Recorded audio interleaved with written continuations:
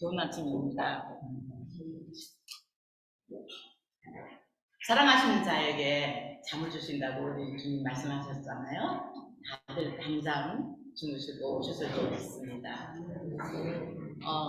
이 가운데서 가장 작은 자 같은 제가 어떻게 이 자리에 서게 됐는지 지금도 얼떨떨합니다. 순종하는 마음으로 이 자리에 왔습니다. 네. 오늘 제가 말씀드리고자 하는 제목은 보시다시피 작은 헌신도 사용하시는 하나님이라는 제목으로 말씀드리고자 합니다.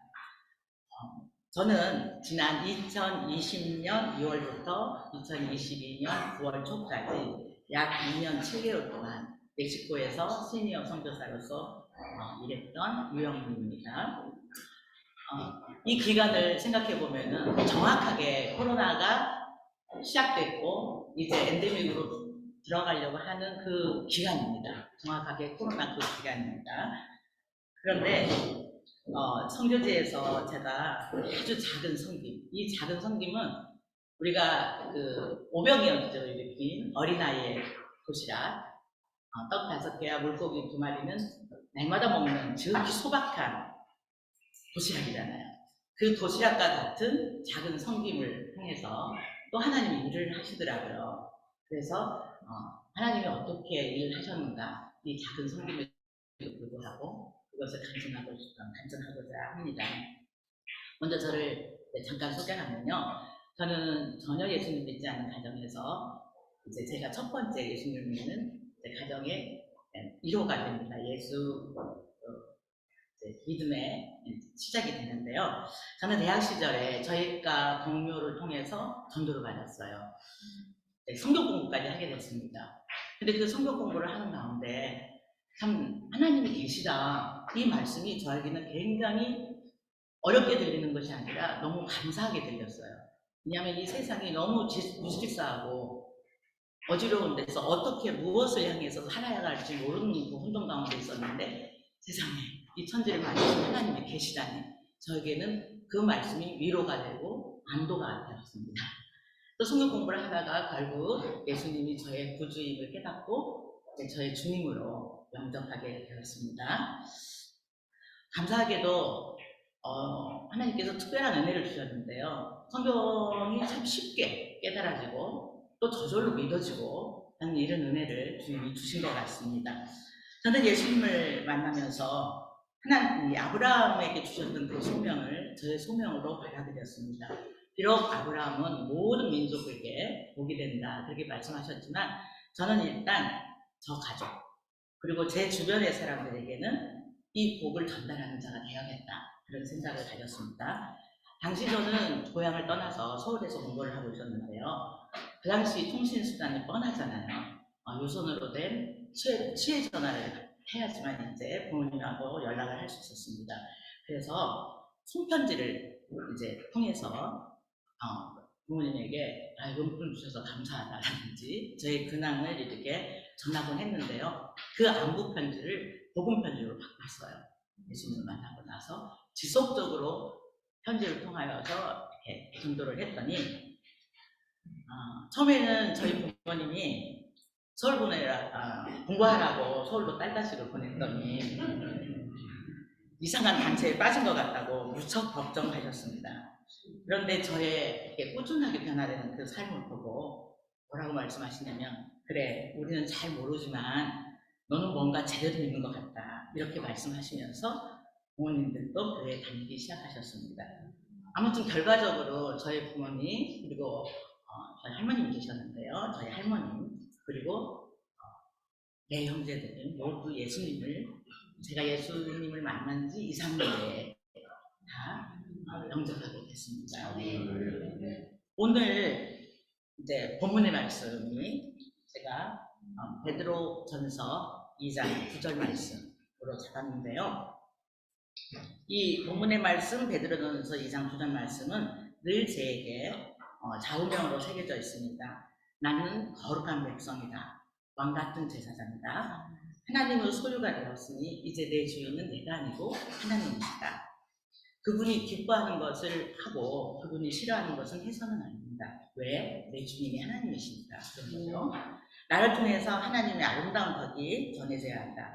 이런 다짐은 저에게 있어서 뭔가 이렇게 생활을 불편하게 만드는 어떤 올무로 작용하는 것이 아니라, 어제 우리 홍문수 목사님께서 말씀은 삶의 매뉴얼이라고 이렇게 말씀하셨잖아요.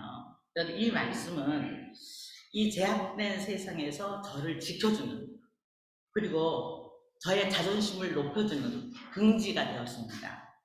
이 세상에서 특별히 높아지거나 부자가 되지 않아도 하나님의 자녀된 신분이라는 이 자체가 얼마나 감사한 일이죠. 저는 선교단체에서 성경 공부도 제법 많이 하고 성경훈련도 받았지만 내가 대단한 어떤 사역자가 되겠다 이런 생각은 해본 적이 없습니다. 단지 하나님 자녀로서 아름다운 하나님 나라를 내 가정에서 내 주변에서 이루어보고 싶은 그런 생각뿐이었습니다. 누군가가 저를 보고 나도 당신처럼 예수 믿고 싶어요 이런 소리를 듣는 게 저의 소박한 꿈이었습니다. 그런데 저는 늘 아브라함처럼 나는 복의 근원이니 이 복을 전해야 된다고 생각하면서도 안타깝게도 타 문화권에 나가서 복음을 전하는 이 해외 선교회에는 관심이 없었어요. 특정 나라를 이렇게 품고 기도한 적도 별로 없었고 오로지 내가 처한 이곳이 선교의 현장이라고 생각해왔던 것입니다. 그러나 대학 시절에 저를 만나서 저와 같은 선교단체와 같은 교회에서 신앙생활을 해온 저의 남편은 청년 시절 모 선교회에서 주님께 선교사로서 헌신하겠노라고 약속했던 일이 마음의 부담으로 남아있었다고 합니다. 스페인어과 교수로 30년간 재직해왔던 남편은 자기를 위해 살아왔던 30년간의 11조라고 생각하고 3년 동안은 오로지 주님을 위해서 살겠노라고 은퇴 후의 삶을 준비해왔습니다. 전공의 스페인어를 사용하는 나라 멕시코에서 한국어 강좌를 통해서 복음을 전하려는 것으로 뜻을 정하고 일을 추진했는데 다행히 그 길이 열려서 저희는 정년 퇴임하고 한 학기 정도의 준비 기간을 마치고 2020년 1월 30일에 멕시코의 깨레따로라는 도시에 정착하게 되었습니다. 2월 중순부터 깨레따로에 있는 멕시코 국립대학인 우남대학교 언어교육원에서 한국어 강좌를 열 수 있었습니다. 첫째로 남편은 이 강좌를 통해서 멕시코 현지인에게 복음을 전하고자 힘썼고, 그럼 저는 그저 평범한 가정주부인데 스피말도 잘 하지 못하는데, 그래서 제가 함께 교제했던 한인교회에서 한국에서 늘 해왔던 대로 봉사하며 살리라고 마음먹었습니다. 그것이 제가 할 수 있는 1차적인 선교라고 생각했던 것입니다. 저희가 섬겼던 교회는 깨레따로에 있는 두 곳의 한인교회 중에 하나입니다. 신여한국에서 훈련받을 때에 현지 전업사역자를 돕는 협력사역도 중요한 선교라는 가르침에 충분히 공감한 저희는 최선을 다해 그 교회와 모든 것을 함께하기로 작정했습니다. 저희가 섬겼던 교회는 창립한 지 15년 정도 되었고 현재의 담임 목사님은 부임하신 지 10년가량 되셨습니다. 참 열심히시고 초심을 잃지 않으시고 양떼들을 사랑하시는 그런 분이었습니다. 그리고 멕시코 현지 선교에도 관심이 많으셨어요. 그래서 여러 가지 방면으로 노력하고 계시는 분이셨습니다. 어쨌든 목사님께서는 이 교민들을 말씀으로 가르치고 제자훈련도 하시고자 했었지만 사실 이 교민 사회가 그렇게 녹록하지 않아요. 생각보다 굉장히 바쁘게 움직입니다. 그러니까 목사님 부부만으로는 양육에 한계가 있어 보였어요. 그래도 교회는 어린이를 포함해서 7, 80명 정도 나오고 재정적으로도 안정된 그런 교회였습니다. 새벽 기도를 꼭 하셨어요. 사실 출석하는 성도들은 목사님 부부 외에 한 가정 또는 두 가정 뿐이었거든요. 멕시코는 모든 일정이 회사나 학교에나 아침 7시부터 시작해요. 근데 얼마나 바쁘게 아침 시간이 얼마나 바쁘겠습니까? 더더군다나 넓거든요. 우리나라가 좁지가 않기 때문에. 그러니까 아빠들이 출근을 하려면 한 1시간 정도 남겨놓고 집을 나서야 됩니다. 그리고 엄마들은 이 자녀들을 학교를 보내는데 그냥 못 보내요. 아시죠? 반드시 픽업을 해줘야 되거든요. 그러니까 새벽 기도에 사실 현실적으로 성도님들이 직접 나오신다는 것은 좀 어렵습니다. 그럼에도 불구하고 목사님은 혼자라도 새벽 기도를 강행하셨어요. 그래서 저희 부부는 교회 참석 다음 날부터 새벽 기도, 수요 예배, 모든 공예배에는 다 참여했습니다. 이런 함께하는 일 자체가 목사님에게는 엄청난 큰 힘이 되시고 위로가 되었다고 합니다. 저희가 목사님과 함께 개별적인 교제를 나중에 많이 했는데요. 저희의 신앙관하고 목사님의 목회관이 일치하는 것을 확인할 수 있었습니다. 그리고 저희의 이런 함께함이 얼마나 그분들에게 힘이 되고 위로가 되는지를 확인할 수 있었습니다. 근데 문제는요, 저희가 멕시코에 도착한 지 2달이 못 되어서 코로나가 퍼져버린 거예요. 모든 것이 비대면 세상으로 바뀌었습니다. 그때 저희는 한국으로 되돌아가야 하나 하는 아주 큰 갈등에 휩싸였거든요. 그런데 오히려 이 코로나 상황이, 이 비대면 상황이 저희가 전화위복이 되는 그런 일들이 있었습니다. 남편은 이제 강의를 2주 했었는데 코로나가 터짐으로 스톱이 됐어요. 그냥 스톱이 된 상태에서 1달 반쯤 되니까 이제 그럼 온라인으로 수업을 하라는 이제 학교에서 지시가 있어서 이제 온라인 강의가 열린 거죠. 그래서 멕시코 현지인 사역을 이제 그 강좌를 통하여서 이제 한국어를 가르치면서 그 한국 그때 내용 속에 성경 말씀을 이렇게 집어넣어서 이렇게 현지인들에게 말씀을 전했던 것 같아요. 그렇게 할 수 있었습니다. 그런데 저에게는 그 상황에서 그 성경이 읽어지네라는 그 강의를 할 수 있는 길이 열렸어요. 생터 선교 사역원의 생터 사역원에서 성경이 읽어지네 전문 강사증을 획득하고 이제 저희가 나갔었거든요. 그래서 이 강의를 꼭 하고 싶은 그런 생각이 있었어요. 왜냐하면은 제가 17년도에 이 성경이 읽어지네 이제 강의를 듣게 됐어요. 굉장히 저에게는 이미 예수님 믿은 지 40년 정도 됐잖아요. 나름대로는 성경 공부를 참 많이 했다고 생각했는데 그동안에 제가 이렇게 들었던 그 어떤 성경 공부보다도 굉장히 저에게 임팩트가 있었습니다. 그리고 이 성경은 그 성경을 완전히 연대순으로 이렇게 재정리를 하고 정말 세계사 속에서 역사하시는 하나님을 정말 만날 수 있는, 저에게는 적어도 그런 정말 획기적인 성경 홍보 프로그램이었거든요. 그래서 이것은 내가 멕시코 가면은 어떤 기회를 만들어서라도 이 강의를 하고 싶다 이런 생각을 하고 있었습니다. 그런데 그때 상황이 거의 불가능했죠. 왜냐하면 코로나 때문에 만나지 못하고, 그리고 어떻게 팀을 짤 수 있겠습니까? 더구나 깨레따로에서는 이 어성경에 대해서 알고 계신 분이 한 분도 계시지 않았어요. 저희 목사님께서도 전혀 모르고 계시더라고요. 그러니까 도저히 말을 꺼낼 수도 없고 판을 벌릴 수도 없는 그런 상황이었는데요. 저희가 멕시코에 도착한 지 4개월 좀 되었을 때 우연히 멕시코 시티에 있는 한인 장로교회에 있는 어떤 여집사님이 자신의 페이스북에 이런 이제 문자를 올려놨더라고요. 나도 어성경 신학을 듣고 싶은데, 이 문자를 저희 남편이 보고 바로 그 자매님에게 연락을 취했습니다. 왜냐하면 이 여집사님은 남편이 우리 남편의 이제 제자예요. 그렇기 때문에 연락을 취할 수 있었는데 바로 1달 만에 이분이 7명의 팀을 짰어요. 그리고 저희가 줌으로 이 구약 신약 강의를 다 할 수 있었습니다. 어떻게 이런 일이 가능했을까요? 사실은 이제 저희는 이제 어떻게 이제 멕시코 시티에 비하면 이제 작은 소도시죠. 그런데 이제 멕시코 시티는 교민의 역사도 깊고 교민 수도 저희가 살고 있는 도시 한 10배 정도 되는 큰 곳이에요. 그래서 시티에 있는 교인들은 1년여 전에 멕시코 북쪽에 몬테레이라는 도시가 있어요.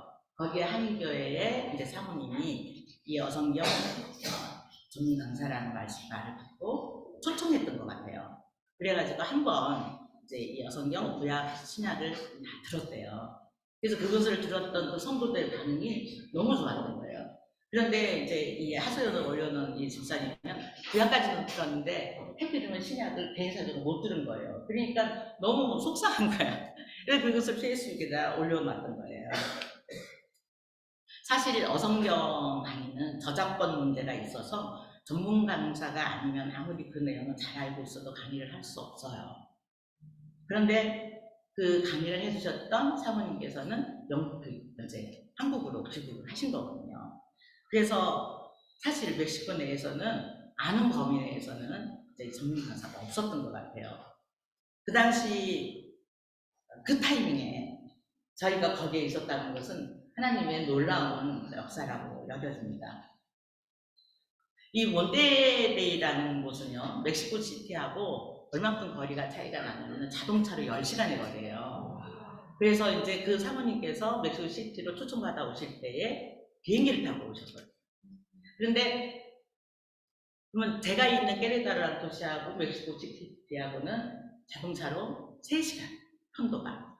그런데 제가 어떻게 자동차로 3시간의 거리를 아무리 팀이 쌓여져 있어서 가서 강의하고 또 3시간에 또 차 타고 온다는 자체가 어렵잖아요. 그런데 이게 코로나가 가능하게 했다는 거예요. 그래서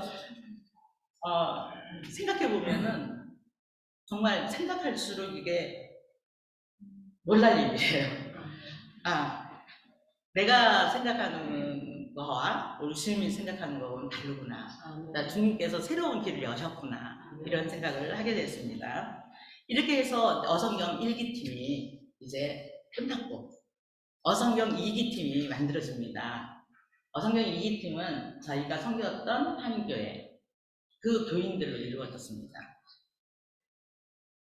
저희가 이 교회를 섬긴 지 1년 반 좀 되니까 이제 그 담임 목사님께서 저희를 엄청나게 신뢰하기 시작했어요.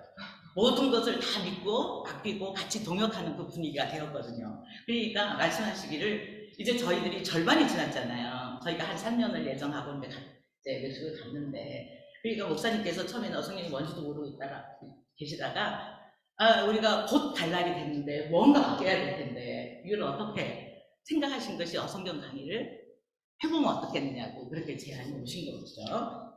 그래서 이제 아성경 팀을 짰어요. 감사하게도 장로님과 권사님들이 정말 바쁘고 그 범일사에는 정말 바쁩니다. 특히 이제 또 주재원으로 오셨던 분 같은 경우는 이제 한국하고 낮과 밤이 달라요. 그러니까 한국에서 낮일 때 거기서 밤이면은 하루 종일 24시간 일을 하시는 그 정도로 바쁘시더라고요. 또 사업하시는 분들은 외국에서 사업하기가 쉽습니까? 정말 더더구나 멕시코가 저희 나라보다 근로시간이 더 길어요. 사실 굉장히 길을 많이 합니다. 많이 해야만 되는 나라거든요. 그러니까 굉장히 바쁘세요. 근데 그분들이 이 강의를 듣겠다라고 신청을 할 줄은 저희는 정말 몰랐어요. 그래서 한국을 떠난 지 20년 동안에 이런 성공은 처음입니다. 하시면서 내용이 굉장히 어렵고도 방대하지만 굉장히 좋아하셨어요. 그래서 24주간의 강의를 마치고 이제 수료식을 하는데요. 그때 이 어성경 팀에서 2명, 한 분의 장로님과 한 분의 집사님께서 자발적으로 간증을 하시겠다. 그래 간증을 하시고 또 모든 팀원들이 찬양을 하시면서 그날 부흥회 같은 그런 감동적인 시간을 가지게 됐습니다. 그러니까 자연스럽게 그 수료식을 보고 어성경을 듣지 않았던 다른 분들도 나도 한번 듣고 싶다 그래가지고 제3기 팀이 짜여지고요. 그래서 이 팀은 저희가 이제 구약까지 멕시코에서 하고 돌아와서 온라인으로 신약을 마쳤습니다. 저희는 이 작은 드림인데 그야말로 평소 때 먹는 도시락과 같은 그런 작은 그림을 하나님이 이렇게 사용하시고 저희 생각을 뛰어넘어서 기가 막힌 방법으로 일하시는 이 하나님의 역사하심에 엎드리지 않을 수 없었습니다. 두 번째 또 이야기가 있습니다. 그거는 소그룹 인도입니다. 모든 게 비대면으로 돌아갔을 때 이제 한 달 반쯤 되니까 이제 전 이제 모든 것이 또 이제 온라인 세계로 바뀌잖아요. 그래서 이제 저희 담임 목사님은 굉장히 인터넷에 다인이세요. 그러니까는 즉각적으로 이제 이 교회 시스템을 온라인 시스템을 바꾸시더라고요. 그래서 주일 예배도 즉각적으로 유튜브로 하시고 새벽 기도해도 하셔요. 하루 빼놓지 않고 대신 줌으로 하십니다. 그리고 저희가 도착한 지 6개월쯤 되니까 이제 2학기 되니까 목사님께서 그동안에 소그룹 모임을 하지 않았는데 이 대면으로 피디기만 기다리시다가 안 되겠다. 이 소그룹 모임조차도 줌으로 하자. 그렇게 하셔서 이제 시작하셨어요. 저에게도 한 그룹을 맡기셨습니다. 제가 나이가 많은 편이었기 때문에 저희 그룹에는 이제 권사님들과 집사님 그룹이었는데 모두들 성실하고 믿음이 좋으신 그 교회에서 중추적인 역할을 하시는 분이셨습니다. 그렇지만은 성경 공부로 교제를 한다는 것을 해본 적이 없다고 그렇게 말씀하셔요. 일주일에 한 번씩 1시간 정도의 그런 나눔 시간이었지만 굉장히 이렇게 좋아하시고 기뻐하셨어요. 성경 공부로 교제한다는 것이 이렇게 참 좋구나 그렇게 말씀하셔서 이 시간이 계기가 되어서 저희 그룹에서 4분의 이제 권사님, 집사님들이 이제 다음에 저희가 이제 제가 도착한 지 한 1년 반 만에 어성경 시작했다 했잖아요. 그러니까 어성경 강의를 들으셨어요. 그 바쁨에도 불구하고. 그런데 이 그룹 식구들 중에서 한 분이 참여를 못해요. 하고 싶은데 참여를 못해요. 왜냐하면 시간이 너무나 이렇게 안 맞는 거예요. 그래서 제가 그분을 찾아가서 1대1 교제를 이제 하게 됐는데요. 당시 그 집사님은 해외 생활에 지치신 거예요, 완전히. 그래서 오로지 생각은 한국 돌아가고 싶다. 이 생각뿐이신 분이셨어요. 근데 사실은 경제적으로나 그 집안의 형편으로 도저히 한국으로 돌아갈 수 없는 이제 그런 분이거든요. 그러니까 이제 우울증이 생겨가지고 약도 복용하시고 그렇게 계셨어요. 근데 제가 이제 문을 두드리니까 외면하지 않으시고 저를 받아주셨어요. 그래서 저는 이제 그분의 집에 찾아가서 하소연도 다 들어드리고 그리고 나서는 이제 우리 복음서를 한 장씩 읽읍시다. 그리고 이제 복음서를 한 장 같이 읽고 그 내용을 좀 나누고 또 기도하고 근데 이런 시간은 이제 몇 달 지속했던 것 같아요. 우리 집사님에게 굉장히 힘이 되었나 봐요. 네, 약도 잘 안 드시고 끊으시고 그리고 이제 자발적으로 나도 어성경 듣겠다 그러시면서 이 집사님도 이제 어성경을 들었거든요.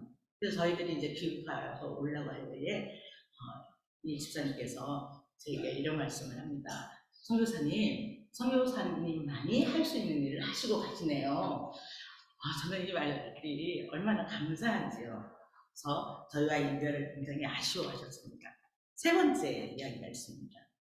한국에 계신 부모님들에게나 그곳에 있는 부모님들에게 제일 큰 문제는 자녀 문제가 아닐까 그런 생각이 드는데요. 특히 이제 그 교민들은 이 자녀들이 아주 어릴 때부터 그쪽에서 태어나거나 아니면 아주 어릴 때부터 이제 이민을 가서 살지 않으나 언어의 그 이중 언어 때문에 굉장히 힘들어 하잖아요. 근데 또 부모님들은, 엄마들은 뭐가 힘드냐면은 이 자녀들을 반드시 픽업을 해야 돼요.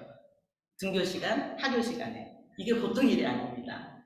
근데 멕시코에 오신 지 한 4년 정도 되는 가정이 있었는데 이 가정은 이제 음식점, 식당을 경영하는 가정이었어요. 부부가 식당을 경영하니까 이제 중학교 2학년인 그 아들은 사실은 굉장히 이제 학교 다니기가 힘들어요. 어떤 날은 픽업을 하고 어떤 날은 정말 발을 동동 굴면서 아이를 등교야 시키죠. 영업턴이니까. 근데 학교 시키기가 너무나 힘들고 또 학교를 시켜놔도 아이들 공부를 돌보는 것이 정말 어렵고 그래서 제가 시간이 있으니까 자원봉사 하는 셈 치고 학교하고 이 아이의 학업을 이렇게 도와드렸습니다. 처음에는 그냥 그쪽 봉사 차원이었죠. 그런데 이 친구의 엄마가 되는 이 여집사님이 지병이 이게 재발하게 됐어요. 그래가지고 급하게 한국에 가서 수술을 하고 치료를 받고 오지 않으면 안 되는 상황이 생겼거든요. 그래서 적어도 6개월 이상을 이제 혼자 한국으로 가셔야 돼요. 멕시코에는 아빠하고 이제 우리 중학교 2학년 아들만 남게 되는 거죠. 그러니까 이제는 정말 똥따구로 누군가가 옆에서 케어하지 않으면은 학교 등하교도 힘든 그런 상황이 되었습니다. 그때 제가 생각했어요. 내가 여기 와 있는 것은 다른 건 다 다른 사람 할 수 있지만 내가 여기 와 있는 것은 내가 이 가정 때문에 왔나? 하나님께서 그걸 미리 알고 보내셨나? 이런 생각을 할 정도였거든요. 그 집사님도 이 절망스러운 이 상황 속에서 선교사님이 여기에 있다는 것은 하나님께서 천사를 보내신 것 같다. 이렇게 말씀하시더라고요. 그리고 저랑 이렇게 붙들고 울면서 기도했던 그런 과정이 있었어요. 물론 이 집사님은 이제 치료를 마치고 이제 멕시코로 돌아오셨습니다. 그리고 이제 가족과 함께 생활하고 계세요. 이제 제가 이제 간증을 그 외에도 뭐 잔잔하는 일이 우리가 제가 늘 이제 한국에서 해왔던 일을 그대로 하였기 때문에 뭐 개인적인 교제라든지 나눔이라든지 이런 걸 하는 가운데 사실은 이제 저희에 대한 그 현지 그 한인교회에서 그 신뢰라고 할까요? 그래서 정말 신뢰가 쌓이고 뿐만이 아니라 같이 동역할 수 있는 그 어떤 분위기도 만들어졌거든요. 그래서 저희는 이제 이 한인교회를 이제 이 전초기지로 해가지고 현지인에게 사역도, 현지인 선교도 좀 하고 싶었어요. 근데 사실 이 온라인, 그 코로나 시대였기 때문에 정 모르는 사람들을 이렇게 만나는 건 실제로 많이 힘들거든요. 그래서 참 이게 아쉽습니다. 현장 필드에서 이제 이해하지 못했던 거. 전부 거의 대부분 온라인으로 아니면 정말 잘하는 사람만 1대1 대면으로 이렇게 만나서 교제했던 그런 시간들이었거든요. 저는 현지어인 이 스페인어를 구사할 수는 없지만 그래도 직접적으로 현지인 소개에 참여할 수 없어도 제가 할 수 있는 영역에서 하나님 나라를 위한 어떠한 작은 일이라도 실천하려고 애써왔어요. 제가 섬겼던 한교회는 탄탄하고 잘 훈련되어 있는 건강한 교회였습니다. 그럼에도 불구하고 목사님 부부가 아무리 훌륭하고 열심히 쉬어도 돕는 동역자가 꼭 필요한 것을 보았습니다. 왜냐하면 그것은 한국에서 달리 떨어져 있기도 했지만 이 부교육장님의 수급이 참 어려워요. 그러니까 모든 이제 이 사역의 주체는 이제 목사님 부부가 해야 되거든요. 그래서 잘 훈련된 누군가가 옆에만 있어줘도 굉장히 이 목사님은 활력을 얻고 그 일을 하실 수 있잖아요. 이것이 바로 선교의 그 현지 선교에도 큰 동력이 될 수 있다고 생각을 하거든요. 그래서 우리가 이 시니어요 준비된 저희들이 난 뭐가 특별히 잘하는 거 없는데 이런 것이 아니라 기회가 되면 나가서 내가 외국어를 못한다 할지라도 거기 현지에서 해외 전업 사역자님들을 조금만 도와드려도 그분들에게는 큰 힘이 되고 그리스도의 몸을 이렇게 세우는데 크게 쓰임 받을 수 있다고 생각합니다. 그게 제가 직접 가서 보고 느낀 이야기입니다. 오늘 이렇게 부족한 저의 얘기를 이렇게 귀한 자리에서 할 수 있도록 이 판을 펼쳐주신 우리 선교사님과 우리 주님께 감사드립니다.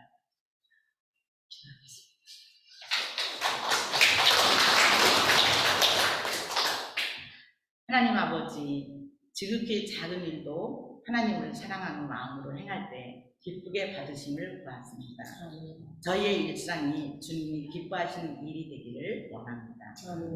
이 컨퍼런스의 모든 일정이 순조롭고 알차게 진행되게 하시고 저희에게는 주님의 음성을 듣고 순종할 수 있는 은혜 내려 주시기를 원합니다. 예수님의 이름으로 기도드립니다. 아멘.